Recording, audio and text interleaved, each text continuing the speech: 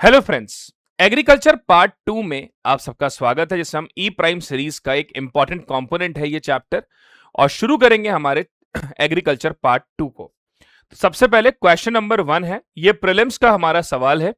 एक बार देखते हैं इस क्वेश्चन को। आप भी साथ साथ में वीडियो को पॉज भी कर सकते हैं और चैट में मुझे मैसेज भी करिएगा कि इसका आंसर क्या होना चाहिए, यानी कि आप चैट पर मैसेज भी करते रहिए और मुझे बताइए कि इसका सही आंसर क्या होना चाहिए।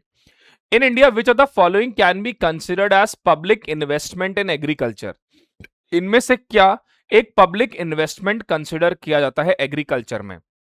Fixing MSP for agriculture produce of all crop, computerisation of primary agriculture credit society, social capital development, free electricity supply to farmers, waiver of agricultural loan by the banking system, setting up of cold storage facility by the government. तो इनमें से क्या जो है वो basically एक public investment agriculture में माना जाएगा। तो देखिए, अगर हम देखें इस क्वेश्चन को तो fixing MSP for agriculture produce of all crop, it is not considered as a public investment. Public investment means ऐसा इन्वेस्टमेंट जो कि एसेट क्रिएटिंग हो further.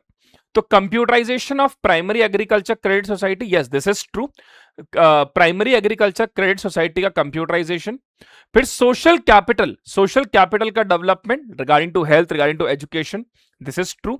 Free electricity public investment नहीं है, अगर जो कि एसेट क्रिएटिंग है, मतलब क्वेश्चन ने यहां पे ये बोला है ऐसा पब्लिक इन्वेस्टमेंट जो एसेट क्रिएटिंग हो। फिर आगे waiver of agricultural loan by the banking system, ये भी नहीं है। Setting up of cold storage, this is the right one. तो यहां पर सही आंसर हो जाएगा 2, 3 and 6। C is the correct statement जिसको हम ये मानेंगे it is considered as public investment in agriculture. Question number 2 है, with reference to serial production in India consider the following statement. Statement 1, presently India is the largest producer of cereals in the world. Presently India जो है world में largest producer है cereals का। Second statement है, cereals account for around 50% of total cropped area in India. Second statement बिल्कुल सही है। अगर हम सीरियल्स की बात करें तो ये लगभग हमारे टोटल एरिया का 50% से ज्यादा का है। लेकिन पहला स्टेटमेंट यहां गलत हो जाता है। India is not the largest producer of cereals in the world, India is considered the third largest in context of cereal production. तो यहां पर statement 1 is not correct but statement 2 is correct. D यहां पर सही answer हो जाता है। Moving to question number 3, which are the following statement with regard to urea in India are correct. Urea को लेके इनमें से कौन सा स्टेटमेंट सही है? Urea is the only fertiliser whose sale price is statutorily controlled by the government. Urea एकमात्र ऐसा फर्टिलाइजर है जिसका सेल प्राइस गवर्नमेंट के द्वारा कंट्रोल किया जाता है। यह स्टेटमेंट ठीक है। सेकेंड है, neem coated of urea show its slow its dissolution in soil and improve nutrient uptake. बिल्कुल सही है। नीम कोटिंग यूरिया का ऑब्जेक्टिव ये होता है कि जो नाइट्रोजन रिलीज होता है सॉइल में उस प्रोसेस को थोड़ा सा स्लो डाउन कर देता है। So this is correct. Third है, the objective of neem coated urea is also not to use that urea for any other purpose specially in factory. ये स्टेटमेंट बिल्कुल सही है कि नीम कोटेड यूरिया को किसी और पर्पस के लिए यूज ना कर पाए, यानी कि जैसे फॉर एग्जाम्पल यूरिया जो होता है ये अलग अलग पर्पसेस के लिए यूज होता है। कई बार ये जानवरों को खिला दिया जाता है ताकि उनसे जो मिल्क हो वो ज्यादा हो सके। साथ साथ में कई बार ये प्लास्टिक मैन्युफैक्चरिंग में भी मदद करता है। लेकिन जैसे उसके साथ नीम की ब्लेंडिंग होती है यूरिया की, वो किसी और पर्पस के लिए यूज नहीं हो सकता। तो यहाँ पे ये तीनों स्टेटमेंट सही है। अभी इसी में एक और कंसेप्ट आया है यूरिया गोल्ड का। यूरिया गोल्ड में क्या होता है, सल्फर की ब्लेंडिंग होती है यूरिया के साथ, जो डिसोल्यूशन ऑफ जो नाइट्रोजन का रिलीज होता है उसको और फर्दर स्लो कर देता है। साथ साथ में इंडिया में जो लैंड है उनमें सल्फर की बहुत कमी है, उसकी एक तरह से सल्फर एज अ न्यूट्रिएंट भी वो एनहांस करता है। तो यहां पे सही आंसर हो जाएगा डी 1, 2 एंड 3। आगे बढ़ने से पहले आप सब मुझसे टेलीग्राम पे जुड़ सकते हैं। टेलीग्राम पे मैं लेटेस्ट वीडियोस अपलोड करता हूं, टेलीग्राम पे मैं पीडीएफ शेयर करता हूं और साथ साथ में जो बच्चे 2027-28 की प्रिपरेशन कर रहे हैं उन बच्चों के लिए तो ये बहुत ही इंपॉर्टेंट है, क्योंकि मैं डेली हिंदू और इंडियन एक्सप्रेस में जो इकोनॉमी के आर्टिकल्स आते हैं उन्हें यहाँ पे एक्सप्लेन भी करता हूँ। तो आप सब मुझसे टेलीग्राम पे जुड़ सकते हैं, आप सब मुझसे इंस्टाग्राम पे भी जुड़ सकते हैं जहां पर मैं शॉर्ट रील्स वीडियोस पुट करता हूं जो कि इकोनॉमी के रिलेटेड होते हैं। जैसे फॉर एग्जाम्पल जीडीपी जीवीए में डिफरेंस क्या है, इन्फ्लेशन के टर्म्स, टैक्स के टर्म्स, ये सभी मैं टेलीग्राम पे डालता हूं। चलिए आगे बात करेंगे क्वेश्चन नंबर 4 की। with reference to the circumstances in Indian agriculture, the concept of conservation agriculture assumes significance. Which of the following fall under conservation agriculture? It promote maintenance of permanent soil cover, minimum soil disturbance, and diversification of plant species. It include the practice related to species diversification through varied crop sequence and associations, avoiding the cultivation of plantation crop. देखिए अगर ध्यान से इस question को देखें, अगर मान लेते हैं आपको इस क्वेश्चन का आंसर नहीं भी आता, तब भी एक बार थोड़ा सोचो कि क्या हो सकता है। अब फर्स्ट स्टेटमेंट को देखो, it promote maintenance of permanent soil cover, minimum soil disturbance and diversification of plant species. तो ऑब्वियस सी बात है ये कंजर्वेशन ऑफ एग्रीकल्चर को प्रमोट कर ही रहा है। दूसरा स्टेटमेंट देखो, it include that practice related to species diversification through varied crop sequence and association। यहां पर भी तो डाइवर्सिफिकेशन की बात हो रही है, तो ये भी ठीक है। अब तीसरा स्टेटमेंट रीड करिए एक बार, avoiding the cultivation of plantation crop. क्या इंडिया में प्लांटेशन क्रॉप को हम अवॉइड कर देंगे? अपने आप ही थर्ड स्टेटमेंट गलत लग रहा है, तो right answer is only 2 is the correct statement. Only 2 यहां पे ठीक हो जाएगा। क्वेश्चन नंबर 4 का B is the correct answer. फिर आता है question number 5, with reference to land reform in post independence India, consider the following statement। land reform को लेकर ये क्वेश्चन है। The Tenancy Abolition and Regulation Act of all the major land reform passed in India was the most effective as it was uniformly implemented in all the states. The ceiling on land holding was another major land reform aimed to reduce concentration of land and redistributing surplus land to the landless.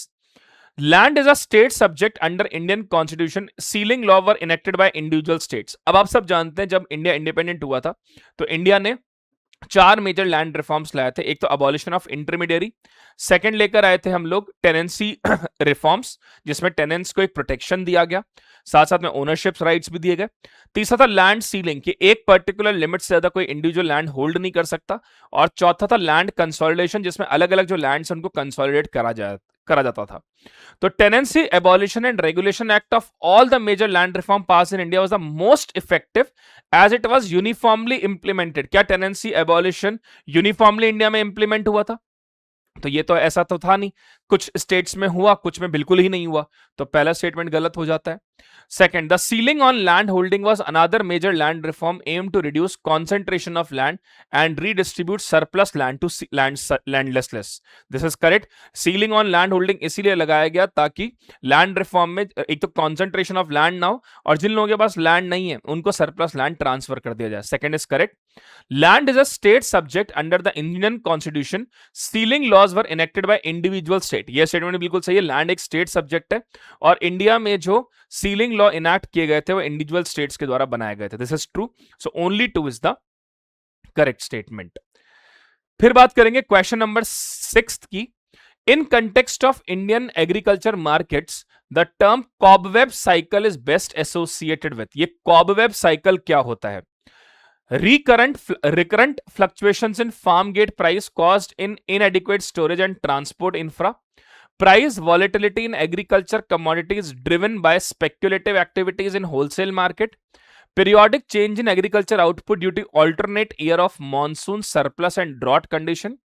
चौथा, a cyclical pattern of price and output fluctuation arise because producer base current supply decisions on price observed in the previous production period. This is true. इसी को हम cobweb cycle कहते हैं।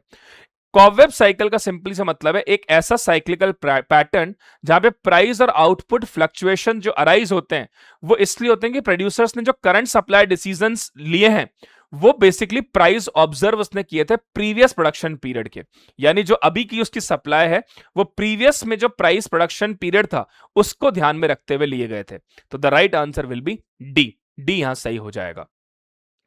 Question number 7 prelims 2019 का है। The economic cost of food grain to food corporation of India is MSP and bonus if any paid to the farmer plus, ये plus है यहां पे इसको रोक दीजिएगा, plus transportation cost only, interest cost only, procurement incidental and distribution cost, procurement incidental and charges for godown. नहीं, इसमें सही आंसर होगा सी वाला।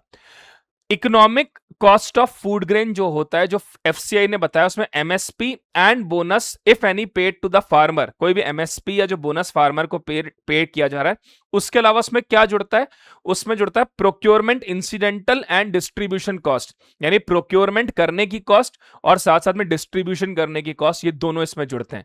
तो the right answer will be C is the correct statement. फिर आता है question number 8, with reference to National Seed Corporation in India, consider the following. It is a PSU functioning under the administrative control of Ministry of Agriculture and Farmer Welfare. The National Seed Congress is a premier annual event in seed sector organized by Ministry of Agriculture and Farmer Welfare. It serves as common platform for scientists, seed producer and policy makers to discuss the latest development and challenge in the seed sector. देखो समझ में अपने आप ही आ जाता है। It is a public sector undertaking functioning under the administrative control of ministry of agriculture. तो यह तो बहुत ही सिंपल हो गया। सेकंड स्टेटमेंट देखो, the national seed congress is a premier annual event in seed sector organized by ministry of agriculture, दोनों में एग्रीकल्चर मिनिस्ट्री है, तो ये भी स्टेटमेंट भी सही है। और नेशनल सीड कांग्रेस को लेकर जो स्टेटमेंट है, ये एनुअल इवेंट है जो कि मिनिस्ट्री ऑफ एग्रीकल्चर के द्वारा ऑर्गेनाइज किया गया था, ये भी ठीक है। तीसरा है, it serve as common platform for scientist, seed producer and policy makers to discuss the latest development and challenge in the seed sector, ये भी ठीक है। सी यहां पे सही हो जाएगा, यानी कि एक ऐसा कॉमन प्लेटफॉर्म जो साइंटिस्ट, सीड प्रोड्यूसर और पॉलिसी मेकर्स को एक लेटेस्ट डेवलपमेंट और चैलेंजेस जो सीड सेक्टर में हो रहे हैं उसके बारे में इंफॉर्मेशन देना, that is correct. So 8th is also right. Question number 9th है, arrange the following source of irrigation in India in the increasing order of net irrigated area covered by them. यहां पे आपको बताना है India में increasing order में बताना है कि नेट इरिगेटेड एरिया में कौन सा होगा, सबसे कम किस में, फिर उससे ज्यादा किस में और फिर उससे ज्यादा किस में। तो हाईएस्ट होता है ट्यूबवेल में, हाईएस्ट होता है हमारा ट्यूबवेल में, उसके बाद होता है हमारा कैनाल में और लास्ट इज टैंक। तो देखिए टैंक में सबसे कम होता है, तो दिस इज द सबसे कम इसमें है, फिर कैनाल में है और फिर हमारा ट्यूबवेल में है। यानी जो सबसे कम है सबसे कम होगा टैंक में, फिर कैनाल में और फिर ऐसा, मैं इसको ऐसे लिख देता हूं, आप रुक जाओ, देखो ये कुछ ऐसा है, सबसे कम होगा आपका टैंक में, फिर होगा कैनाल में और फिर होगा आपका ट्यूबवेल से। तो अब देखो आप सबसे कम टैंक में 2 1 3, so B is the correct statement, B यहां पे ठीक हो जाएगा, B will be the right answer. सबसे कम टैंक में, फिर कैनाल से और फिर ट्यूबवेल से। Consider the following crop, mustard, maize, gram, bajra, jowar. How many of the above are primarily kharif. Kharif crops की अगर बात करें तो आप सबको पता है राबी क्रॉप विंटर क्रॉप्स होती है, kharif crop monsoonal crops consider करते हैं जो समर्स के बाद होता है। तो अगर देखें तो ज्वार इज अ खारिफ, ज्वार खारिफ है, बाजरा खारिफ है, ग्राम राबी है, मेज खारिफ है और मस्टर्ड राबी है। तो यहां पर अगर देखा जाए तो 3 क्रॉप्स हमारी खारिफ है, so only 3 is the correct statement, only 3 यहां पे सही हो जाता है। तो फ्रेंड्स आई होप आपको आज का ये सेशन अच्छा लगा होगा। ये था हमारा एग्रीकल्चर का पार्ट 2, ये दोनों ही पार्ट 1 और पार्ट 2 दोनों एग्रीकल्चर के लिए बहुत ही इंपॉर्टेंट हमारे टॉपिक थे, इसलिए मैंने इसको डिटेल में कवर किया। कल हमारा जो सेशन होगा वो माइक्रो इकोनॉमी पे होगा, क्योंकि यूपीएससी ने माइक्रो सॉल्व तो बहुत टाइम से क्वेश्चन नहीं पूछा है, लेकिन फ्रेंड्स हम यही कहते हैं ना, अनप्रिडिक्टेबल है यूपीएससी बहुत ज्यादा, तो मैंने उन माइक्रो के 10 क्वेश्चन से कोशिश करिए कि पूरी माइक्रो वहां पे कवर हो जाए। तो आप उस सेशन को जरूर देखिएगा जो कल हमारा होगा, और साथ साथ में आप मुझे कमेंट में ही मैसेज कर सकते हो कि आपको आज की क्लास कैसे लगी। चैनल को सब्सक्राइब जरूर करें, शेयर करें। Thank you so much, God bless you all.